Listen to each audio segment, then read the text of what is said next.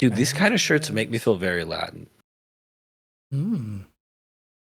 That's, you know what? They do give you a bit of a Latin vibe. The more fun, like the big ones.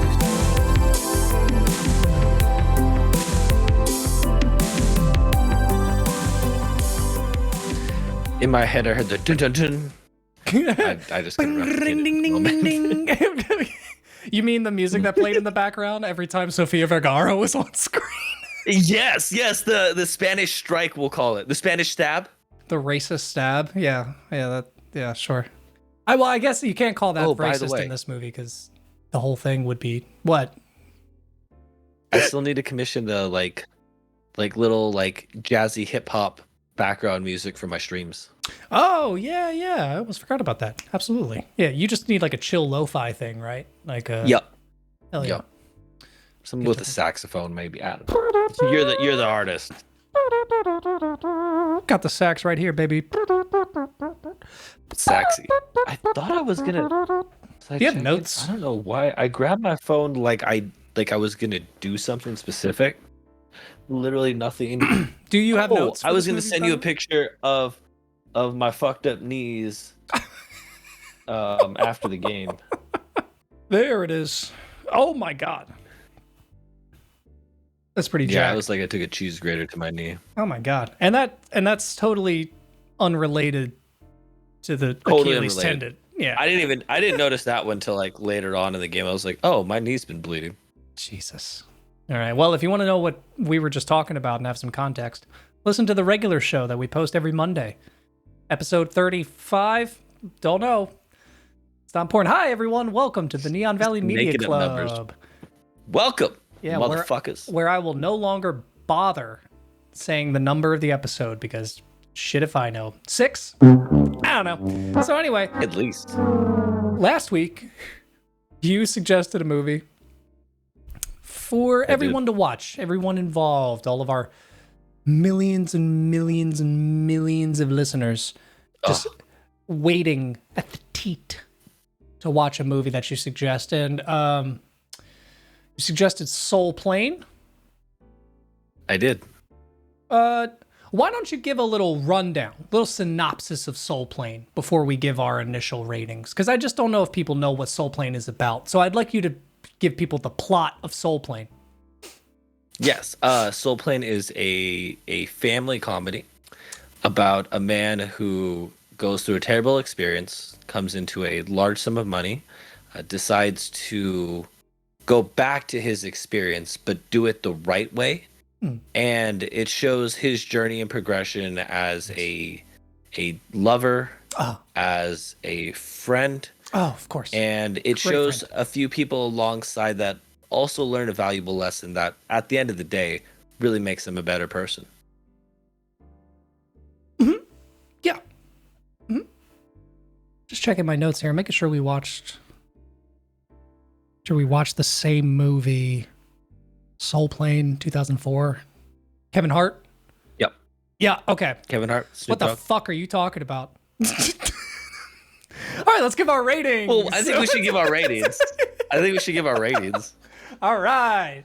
So, you made a system only for us to break it immediately. No, I just wanted you to... No, I needed you... Before I gave my rating, I needed to hear you tell me the synopsis of this movie. I needed to hear it straight from your lips with no... And you know what? You stood and delivered, dude. That was amazing. Loved it. That was a very, like, political kind of response. For me? Also... No, for me, like the whole... Yeah, it was very like, you didn't say anything, but you said... All right, so let us give our initial ratings for Soul Plane, right? So how fast? Oh my god, you're like the propeller that killed the dog. So let's count down from 3 and give our ratings, right? For Soul Plane, 3, 2, 1. 1. 0 out of 10. I was going to give it a 1, but I don't even think I can give it a 1. I genuinely don't even think I can give it a 1 out of 10. This movie did not entirely age well. It didn't do anything. I'm surprised. I don't know if it's fair for me to give something a 0. I've said this before on the show. I made it very clear that like for me a 0 or a 1 is like there isn't even tape in the fucking camera. Like they didn't even hit record, right? But I think with this one, I wish that they didn't so much that it actually goes down to a 0. Like the world would be better off if we just didn't hit record or didn't even try. Gotcha. Okay.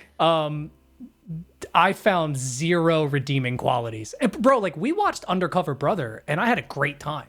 And I assumed coming into this movie, it would be a similar tone, similar jokes, similar vibe. I'll say that's how I had remembered. That's how I thought I had remembered it. Because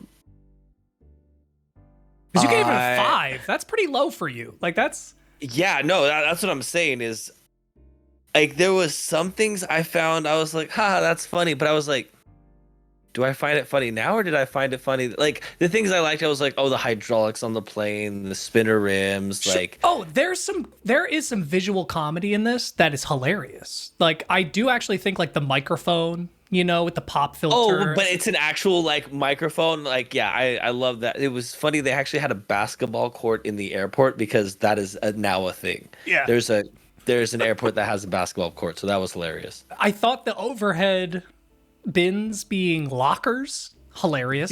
And I think it's genius. I looked at Audrey and went, oh my God, if all of them were individual and you had to pay a quarter to have it, that's a great idea for an airplane because I hate fucking fighting people for the top bin. Like that's just a good idea. It was funny that it was low class instead of like coach. Yeah. For a second, I thought, did they forget what coach is? But then I realized I was like, oh no, that's a joke. And then that's the caliber of joke. And I was like, oh, here we go. I think one of my favorite visual jokes was the Texas plane, and then everyone on the Texas plane like locking the doors when Soul plane. That shit's good. Again, it's like if there was a 15-minute short in this, that's hilarious. You know, like if you just kept it to the visual gags, if you didn't try to pretend that there's a plot somewhere, like you were saying about a guy who comes in and he had like a girlfriend who's in. Like, okay, do you know who the real main characters of this movie is? The White family? No, they're not even in it as much as these people. It's the sex-addicted couple. They're the main character of this movie, dude, apparently. They are constantly...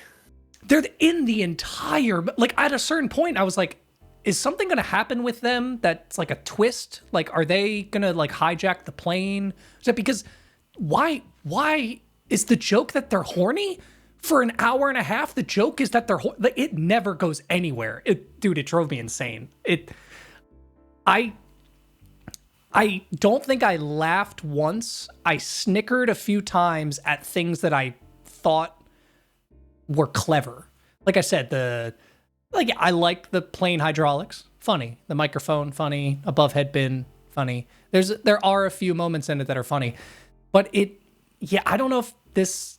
Maybe if it's something about this time period of this kind of humor that just has not aged well at all. But because even some of the jokes were so like, okay, there's a joke that's made by the white dad whose last name I think is supposed to sound like Honky. And I thought it was. Is it not just Honky? That's what I heard them say the whole time. I thought it was Hunky. Oh, what's the difference? Oh, like Honky? Like hunky. Oh, but it's supposed to be close. Gotcha. Yeah, I think it's hunky. But they make a reference about they just got back from Crackerland. Yeah, I actually, you know what? Wow, you know what's so funny? This is how unfunny that is. Okay, I didn't even get that. You didn't catch that? Like I saw it, I literally read their hat and I went, oh, Crackerland. It didn't register as a joke. Like I thought that they were just at a theme. You know what's funnier is I thought they were at a theme park that was specifically for crackers. Like it was. That's the point. No, I know, but you're thinking of. Yeah, like the joke is obviously like. Yeah, The term for white people, yeah. yeah, that's the joke. But like for me, I thought the joke was like Glove World from SpongeBob. You know what I mean? Like Cracker Land, because that hasn't been the butt of a joke for like 20 years, literally. So I was like, oh yeah, that's not even okay. There is a lot of that whole like white people don't get it humor, which normally Yep. I'm fine with. I think it's hilarious for the most part, but it's just not done well. I think it's just the problem. It's cheap and like I don't know. There's a good way of doing it, like Get Out. Even though Get Out is not a comedy, which I know you haven't seen that yet. Put that on the list here. It has moments of those awkward interactions of white people trying to, hey, brother, like those that work because it feels genuine. But in this movie, when you just have like Snoop Dogg making a monologue, like everybody is the stereotype. yeah, like the little kid actor. I feel bad that this is on his resume. He must try to hide this. And then the Michael Jackson joke. Oh yeah, that took me a second. I didn't. Yeah, they're like, oh, went on to be the best music director, and nobody's heard from him since he did the shoot for Michael Jackson. It was just like, whoa. Yeah, at the very end, right? Yeah. Yep. Again, Yep. I was so checked out at that point. I was just like, is that a pedophile Michael Jackson joke? I don't even know. I thought it was weird. Like they went really heavy on the daughter being like, "Oh, I'm gonna get teabagged." Like, and she's only 18 and like fresh. She had just turned 18, and then there's a point where they're like, "Oh, you're 18. Let's take her to the bar." I'm like, that confused me a little bit. I don't know when it changed. Maybe we were just so young we don't remember the time shift. But I do know that there was a period where like even New Jersey, you could be 18 and drink up until like the 90s. But yeah, because that was when I'm like, you don't even need like a professional to fact check that. After Prohibition ended in 1933, you had to be 21 to sidle up to a bar during the height of the Vietnam War. 18 was your ticket to a six-pack. So yeah, I don't know. I genuinely don't know where they got that from. I don't know why. I'm giving them the benefit of the doubt. I thought maybe because they're in the sky. There's different laws. They're not. It's like open sky waters. laws. Yeah, it's air laws. It's like open water laws and shit. No, that was dumb. I didn't get that. Yeah, the like, I don't know. There was just like it left a bad taste in my mouth. I just didn't. Nothing about it felt like. I don't like what I don't know, the vibe, the tone. It just wasn't. It wasn't funny. I didn't feel like anybody was being themselves and being genuine and funny. Like there's a few moments where Snoop Dogg is just kind of himself, and that's funny, and like he has his moments. But like all these people feel like they're reading lines that a writer wrote, and a white writer. I'd like to point that out. The writer of this movie is a white guy. I think a co-writer is black, but still. It doesn't, because everything just felt like take the stereotype and then just push it as far out as you can get it. And I don't want to assume, I don't know. And again, I'm a fucking cisgender white guy, so what do I know? But it feels like a white guy who wants to make black jokes, but uses black people as a voice to let him make those black jokes. Do you know what I mean? Yep. Where it's like, I can't make this joke, so let me hire Kevin Hart and Snoop Dogg to make these racist jokes for me. Like, because if a white guy makes a movie about a plane run by black people who have hydraulics in their plane, that's fucking racist. But if you make ensure the entire cast and the director is black, you're good. You don't have to worry about it. It's like a weird, because like this movie didn't feel like it was genuine in its, like it felt like it was trying to be a movie that's like, oh, we're celebrating black culture, but I didn't get that feeling at all. Like it felt like it was making fun of it in a way. Like I don't know. It's very strange vibe on my end. when they got the Popeyes, and it was just like one per person, share, Yeah, just passing that it's back. like such stereotypical things that I felt like. I mean, maybe now I have a little bit more of kid gloves where I feel like stereotypes scare me. You know, I'm like, oh shit, we're at a time where like, oh, that freaks me out. I don't like that. But Yeah. I don't know. It feels like bad faith in a way. It doesn't feel like, haha, we had a good time making. I don't know. I don't know. And I think to your point, like the story, the story really happens within like the first 5 minutes and then the last 5 minutes. And the entire middle part of that, No, you could have literally cut all that out and just do the first five, last five.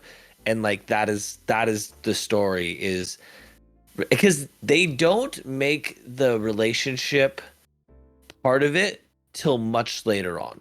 So the relationship with the girl that he likes, and the really bold thing that he did, because again, it's a super pushing the stereotypes comedy with like this sliver of, oh, I actually sacrificed our relationship because I knew you wouldn't go and take this opportunity if I hadn't. yeah, just And it's shoved in like at the very end. Yeah. yeah, it's like just commit to like the comedy or be a little bit more serious, because it felt like just two different movies in terms of what they wanted to tell in that story. Mhm. Because again, I kind of actually liked that, but again, you get like That is 8 an minutes of it interesting total. twitch. That is an interesting twist for sure. Like I kind of like that as a character development, but it doesn't work for this movie. No. You know, like as an concept, an idea, it works. But yeah, the implementation is terrible in this movie. That intro confused me because I remembered this movie a bit from my childhood and was like, I remember the plane and Snoop Dogg. I didn't remember Kevin Hart being in it. This must be one of his first movies, right? When I Like, saw that name, I was like, really? and like one of the main guys too. I was like, what the hell? Like, what? This must have been. This is like pre his stand-up career, even. Let me see. At least like his big popular stand-up he? career. He was also in Scary Movie 3.5, Scary Movie 4, Oh, interesting. Wow. I don't Fool's remember. Gold, superhero movie. Was that with Drake Bell? Yeah, I think it was. Oh my God. I remember Wow. when they were. Okay, so he floated around a bit in terrible comedies, apparently. And then he finally broke out when he did his stand-up. He was in This Is the End? Oh, he must have been at the party in the beginning. Yeah. Okay, that makes I think sense. so. Okay, anyway, yeah, his story sucked. And it didn't make any sense. Because, well, the funniest thing to me is that if there was any quicker way to blow $100 million, it would be an airport. I mean, one plane is like what? Like probably 10 to 50 million dollars. Like a plane, just one plane is probably multiple $1 million, let alone a building, air traffic controllers. Well, I think he just had a terminal. It was the Malcolm X terminal. But wasn't it? Because remember okay. they walked to it, they're at a different So he didn't buy terminal, the and they're like, "Oh, airport. No. He He just had had an airline. Yeah, that's what it was. Still though, like that's I want to look up how much a Boeing 747 is. I'm curious. But how much did it cost in 2004? Inflation. One Boeing 747, and sure, this is current prices. Sure, is $418 million. Yeah, I put a down payment on it.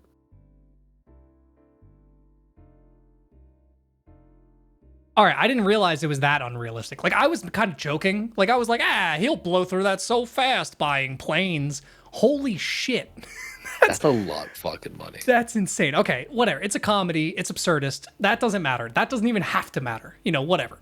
The one thing in the plot part that really doesn't make sense is that she doesn't realize it's his airport and that he's there until she sees him physically on the plane walking Right, through like this his entire posters airport. are everywhere. You would have thought a guy wins $100 million for getting stuck on a toilet seat on the news. Like you're, Yeah, not just a guy, but your ex. You know, yeah, you think you'd specifically that would stick out to you a little bit. Yeah, I hated yeah. that. I hated like I said, the side story with the horny couple who just wanted to have sex, which I didn't understand because they did multiple times, and then they would cut to the next scene and act like they hadn't had sex yet, and they were like, "Oh, we're still trying to find a place to have sex," and it's like you've had sex like Or was five it? times. I thought it was she just wasn't ever finishing, so they had to keep like increasing the risk of the moment. Oh, that.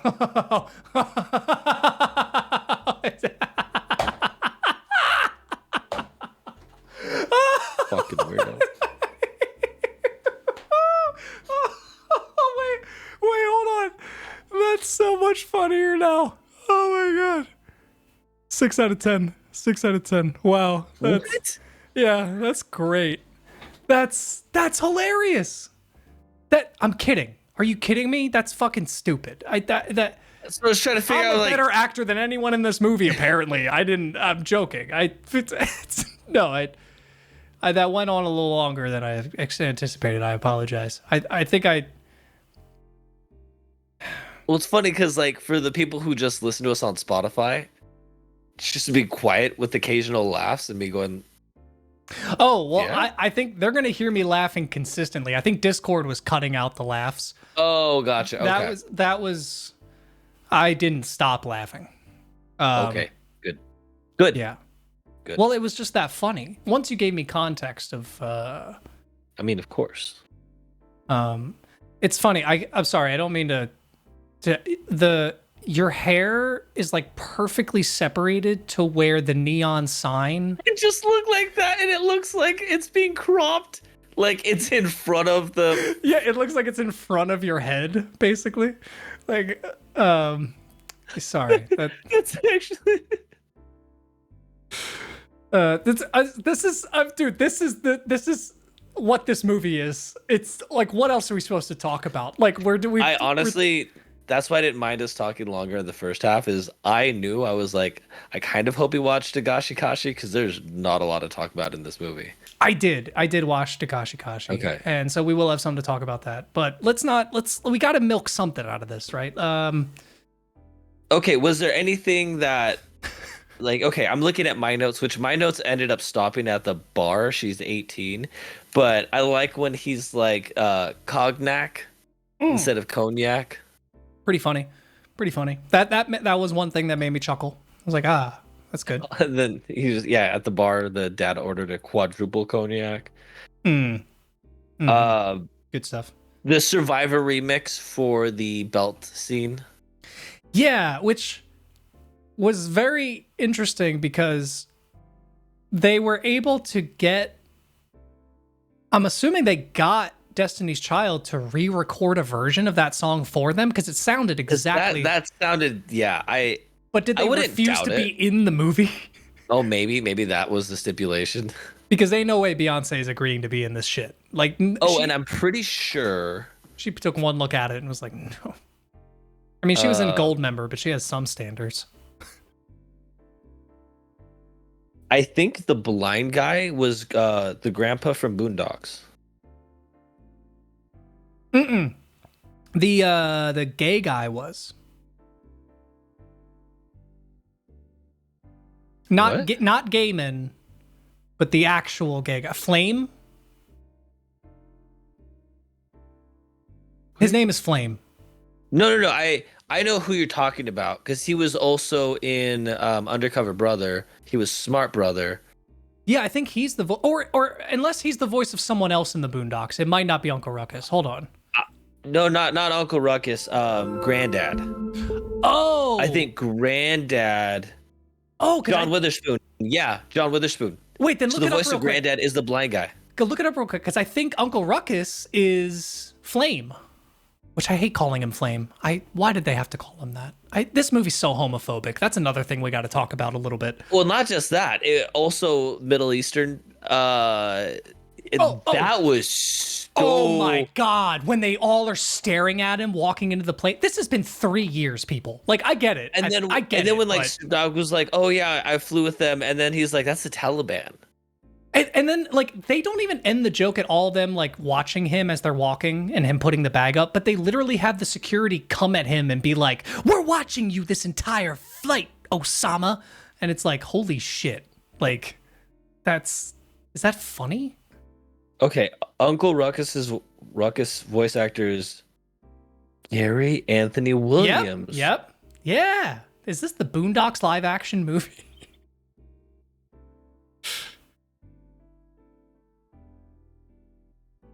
Oh, I was gonna say, I can't tell if the internet froze or if you're just in shock. wow! This is the second time we've like referred to a movie and we're like, "Oh, this actor," and we're talking about two different people. Oh, the Jasons. But they're both in the movie. Yeah. That's really weird. Yeah, that's really strange because I bet you thought I was an idiot for a second. You're probably like, no, not. Yeah, I was like, "What are you talking about?" He sounds just like him. But yeah, John Witherspoon is the Interesting. Aggressively unfunny as the blind man. So unfunny. I'm sorry. Like, I like that guy. I like all of these actors for the most part. That's the funniest part. Great actors. But my God, man, that potato scene was just terrible. Oh my God! Cilantro. I like that freak shit. I can't even, man. Like, and I'm just imagining them thinking that, like, oh man, we're gonna sell T-shirts with like a potato on it, and people are gonna know that that's that crazy fucking part from our movie. No, it's bad. That was terrible. It's like it's trying to be this raunchy thing that's gonna, like an American Pie, where everyone thinks of the pie. You know, oh, he fucked the pie. Everyone, yeah. But it's not iconic. It's like the opposite of whatever iconic is. It's deconic. Yeah, there was just a lot of fluff. Like, I don't know. The movie just didn't satisfy. Like, I don't know how to explain it. It felt very, like I said, it felt very. Like, I don't want to keep using the term bad faith because that's, even in this term, that's not, in this scenario, that's not even necessarily what I'm trying to say.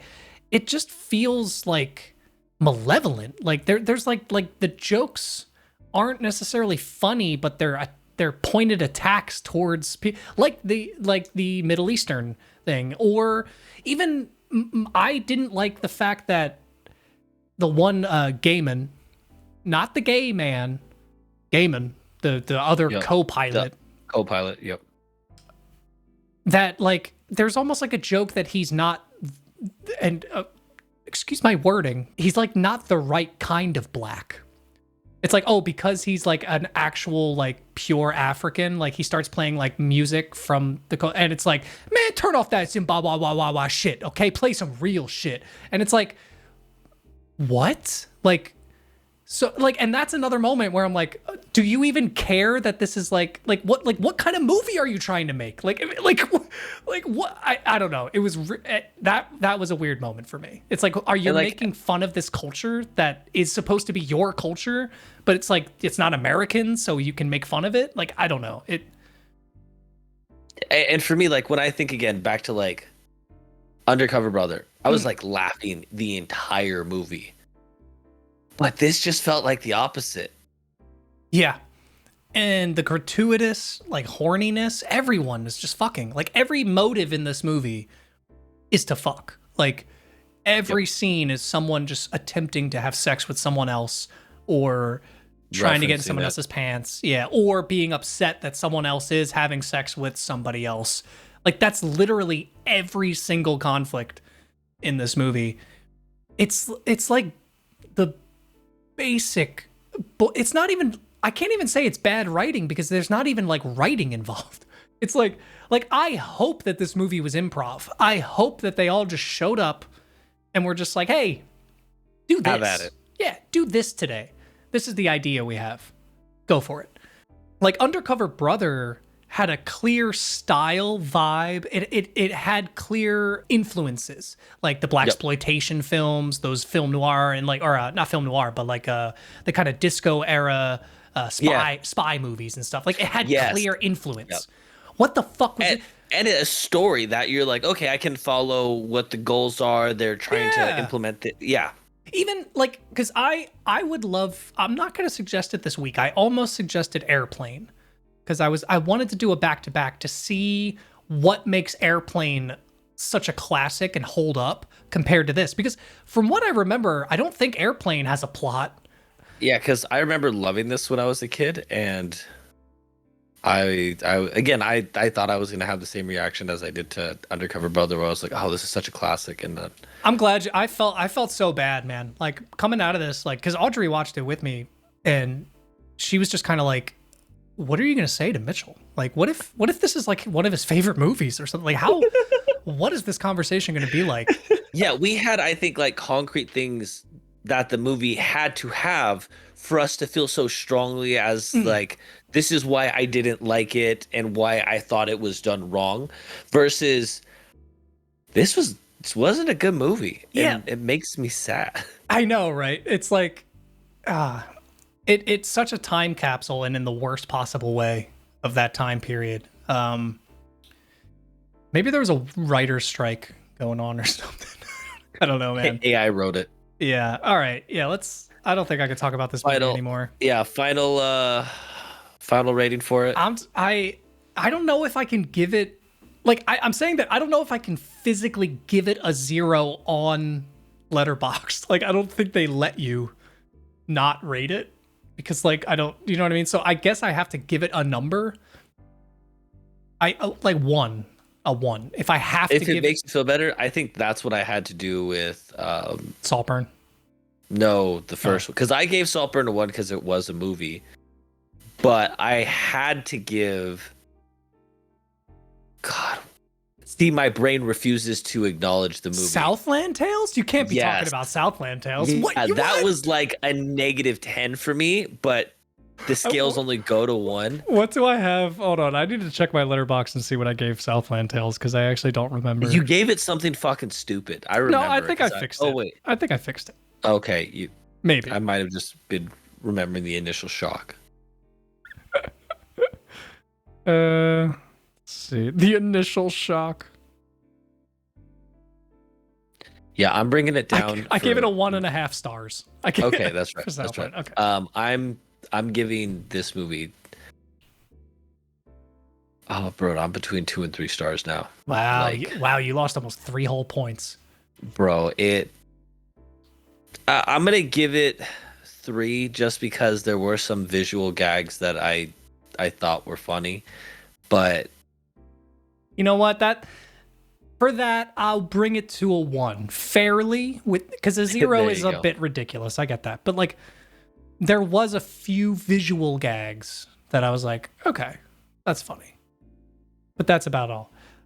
Yeah, man, this might be our lowest rated movie combined, I think so. other than Southland Tales, because even with Southland Tales, no, because I think I gave Southland Tales a 3 out of 10, and you gave it a 1, so that's a 4. Yep.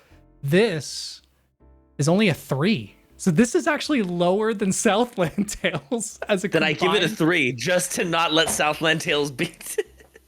So it's tied for Southland Yeah. Tales. Then. No, I'm giving this a 2. Wow. Yeah. I just I don't want to watch it again. No. It wasn't funny. How is it not funny? No. Oh man. Especially with the actors in it. Yeah. Again, you had great talent. Yeah. It's just like they didn't utilize any of it. No, they didn't. They just scenes went on way too long. They let people ramble. Like even like that blind man, those scenes where like I felt like he would just keep talking, and I'm like, oh, the camera's still going. They're just not ending this scene. Yep, he's just still talking. Yep. Same thing with Kevin Hart. Like he would just start on like a rant. He'd be like, "Oh man, I was doing this thing," and it's like they didn't yell cut. He would just keep going, and they're like, Yep. "Okay, just let Keep happen." it in. All right, let's move on. All right, sorry about that, everyone. All right, what is the movie? I guess it's the first time one of us has apologized to our fans. Yeah, at least Southland Tales is a memory. We're probably never gonna talk about Soul Plane again. Like that's the thing. It's like Southland Tales we've brought up almost every episode. I hate how much it gets brought up. But it's a memory. And this one, I can't wait to forget it. Like, all right. So what am I watching? Your recommendation for this week? Airplane. No, almost. I was actually still debating it up to this point. But I think we're gonna go with Under the Silver Lake. It's time we finally do it. This was actually one I've been wanting to suggest since we started this podcast.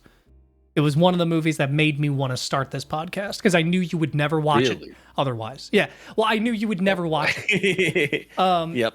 Oregon's getting to you. It's Andrew Garfield. No, dude, I've seen this. I saw this a while ago, man. We started this podcast in Vegas. What are you talking about? But I think it's a good movie. I think you'll enjoy it. Andrew Garfield. It's a little trippy, a little crazy. It's made by the director who did It Follows, which I don't think you've seen, which that's another one I'll probably have on our list soon. I don't think so. But all right, yeah, so if you don't want to be spoiled for Under the Silver Lake, check it out and watch it before our next episode. We post these every Thursday. So Thursday. Make sure to join that Discord, support us on Patreon, do all that stuff. We give out little extra bits and extra stuff and early episodes and all that stuff over there on Patreon. So get on it. Do it. Do it now. Do it. Maybe if we get enough traction or interest, maybe we'll have a separate question section specifically about like movies and media for this episode. Just if we ever want to top off an episode with like, hey, we have a question from so-and-so, like, yeah, you know, what's your favorite movie? Or, you know, like, because if we have a movie specific thing, it'd be interesting. Yeah, no, I think I like it. All right, let's get into some Nagashi Kashi. All right, bye, everybody. No, I'm just kidding. All right. All right, I finished it. We're done. The show is done with season 1. Yeah. I don't know, man. You're going to have to convince me to watch season 2 because they lost me these last couple episodes. Like,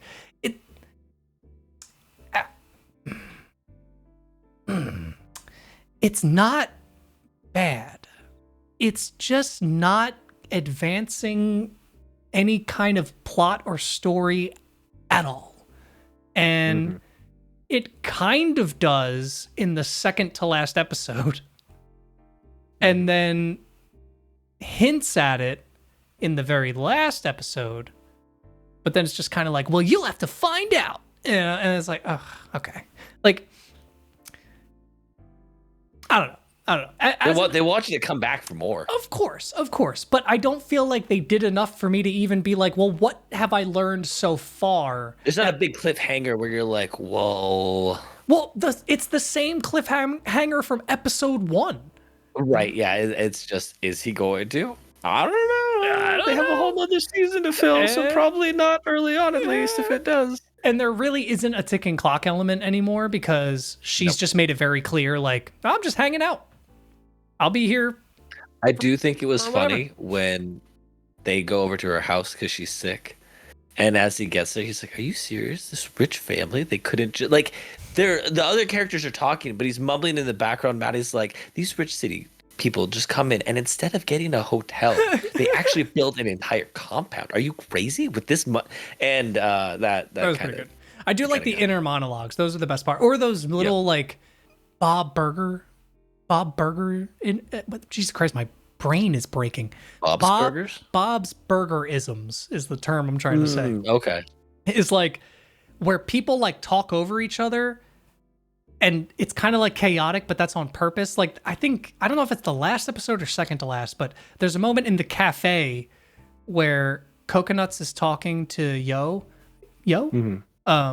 No, Toe, because Yo is his dad. Yeah, sorry. I was talking to Toe. And Toe's sister, is working up at the coffee, and she's like talking to herself out loud about Hodoro and like this whole situation while Coconut and Toe are talking to each other, and like that's hilarious. Like I love those kind of things where she's like, yeah, no, it couldn't possibly. It's not, like, and they're just like not even listening to her. Like, yeah. So anyway, yeah, I love that. I do still like their interactions, but it's like I'm just like, do something, like, because they also didn't. They kind of eased back on the fantastical animations, even in a way. Like when they do certain things, I did notice that. There's not as down. Yeah, there's not as much craziness. Like, you know, it used to be they pop a candy in their mouth and it's like a fucking rocket ship up to space and they're now it's just kind of like and it shows like a sprinkle and bright lights and that's like about it. And it's like I don't know if they just maybe they like I assume this was a pilot season. So it was like, can we get this greenlit to continue? So they wanted to put so they probably put like everything into those first couple episodes, you know? It's get people drawn in. Yeah. And then as it kept going, they're like, well, we're running out of budget. We need 12 episodes. What do? We don't have any money. It came out yesterday. Oh, fuck. You know? So it's like, it's not, but yeah, it's not bad. And it does just feel incomplete in a way. Like, I know it's a show, so I'm hoping it continues, but you would hope that a season of a show at least has some kind of arc that we can complete. Like we didn't even really get like a romantic conclusion. We didn't get like anything. We didn't really get any conclusion. Like, do we know the feelings towards, like, I don't know. Like I was hoping that by the end of this season that either you'd have an answer on something. Yeah. Whether or not it's like, you know, Coconuts realizes he's actually in love with the girl from or Saya. Or Saya, because Saya has feelings for him. Or maybe it's like one of those things. They didn't even really dive into the idea of like, oh, maybe he uses Saya to make Hotaru jealous. And that only fucks up their friendships even more because Saya actually likes Coconuts. And it's like this, like that's an easy plot line they could do. And it's like, maybe they just felt like it's too cliche. Maybe it's in the next season. I don't know. But yeah, I was a little disappointed by the story direction it took. Didn't really land fully for me, sadly. That's fair. And you know what? I think that's a very genuine, honest assessment of it. And I definitely see, and it's funny because I don't remember if I've seen the second season or not. I'm trying to remember if like when I was watching it's when it first came out. So I for the life of you couldn't tell you how it ends. Like I actually genuinely don't remember. And I thought after watching the first season I'd be like, oh, it'll all come back to me. I have no idea how the second season even starts. Yeah. And again, I think I haven't seen it then. I think that's the case. But I'd almost feel like I'm wondering if the second season, maybe it's just a lot more actual story, and this one had a lot more filler. I don't know. Yeah. I don't know. Just getting it off the ground. Maybe they were trying to get those sponsorships from the candies and shit. Who knows? You know, just trying to get something. And then once they got it, now we can tell our story, you know? It started out as just commercials, and then they accidentally got pulled into making a show, and as it got towards the end, they're like, oh shit, we actually need to like add more. That would have been a funny backstory. Still super horny. It toned down on the horniness a little bit. It did because it hit a peak in the middle. It hit a peak. It was going through puberty or something there, but there was moments near the end, like you had the suck it at the train station where she's like, well, I'm bored. I could suck it, and he's like, yeah, suck it. She's like, we could suck mine too, and he's like, in public. Can we do that?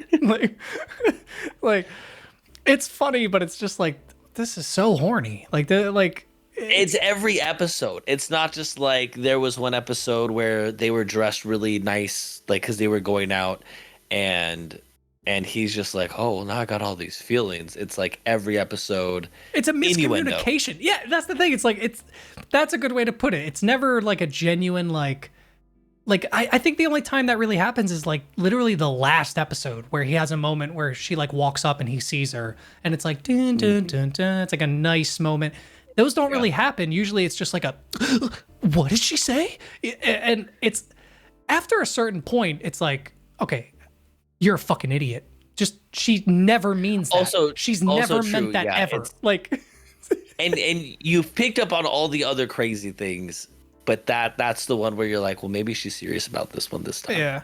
And I genuinely very much disliked the ulcer episode.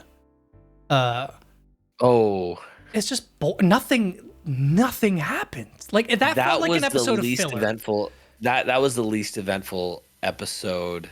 The only funny part of it was when she got the candy that said, like, it was the only positive candy she got, and it said just go. So she just started running. Like, yeah. Like, that's funny. Like, that was funny. But that was about it. Like, that episode was like boring. And I think part of the reason why is like she wasn't talking because she wasn't feeling well. And a lot of the really funny jokes or instances come from her just going off on something and either everyone just being like, what are you talking about? Or Coconut's dad being there and then they're on the same wavelength. And then, because again, my favorite scene is when he's like, I need to get help or whatever. And then they just both walk out. And they just disappear. leave. No, I liked it too when they're hiding in the box watching him in one of the last episodes. And like, he's like, oh God, this top shelf stuff, it's so good. And he's like, I wish my dad would stop talking about candy like it's drugs. And then Hotaru's like, but he's right. It's so addicting. It's funny. Yeah, it still has some good elements. I just think that it's charming. it became very, very predictable in terms of it's always the same format. You're gonna get candy, you're gonna get sexual innuendo, you're gonna get miscommunication, and then it kind of wraps up with a little bit of story, maybe sometimes. Yeah. This might be one of those shows where it's like, oh, it doesn't really get going until season 2. You know, like you just had to get to know the characters or something. But yeah, I just wish there was a little bit more. I enjoyed it. I think that it's a nice slice of life show, and I think that would be a lot of people's rebuttal to my, review or opinion on it. They're a little bit slower, right? Most slice of life, the drama is going to be like the thing is almost always interpersonal relationships. Yeah. There's never really like a big event. It's not Avengers Endgame. No, which I never expected that to happen. But even the interpersonal relationships, it's like, what did we learn or grow? And no one's been the closest to someone being hurt is just Saya thinking that maybe Coconuts is into Hotaru. Yeah. Because other than that, it's not like there's like a falling out with the friendship. There's a lack of trust or something looked like it was one way with maybe like To and Hotaru, and he's like, no, that wasn't what happened. Yeah. But he only saw a glimpse of everything. Ends on a positive note for the most part, and it's all inner monologue. You know what I mean? Yeah. It's like it's actually funny enough. I mean, I guess you could defend it with this, but like it's almost more realistic because that is more of how humans interact. Is like someone like Seiya, more often than not, like a normal human being wouldn't confront Coconuts or Hotaru. They would just be like, I'll silently like Coconuts and hopefully he'll like me soon. And if he doesn't, whatever. And so, the problem is it doesn't make for a gripping show. It's like just watching someone inner like struggle. It's like more realistic, but I'm here to watch drama. I'm here to see something happen. So, and maybe it's because it's a comedy where they're like, we don't ever have to take it to like a more negative space. But it doesn't have to be negative because even that episode, one of my favorite episodes was when they went on the date. Like it wasn't even really a date, but him and Saya hung out at the festival.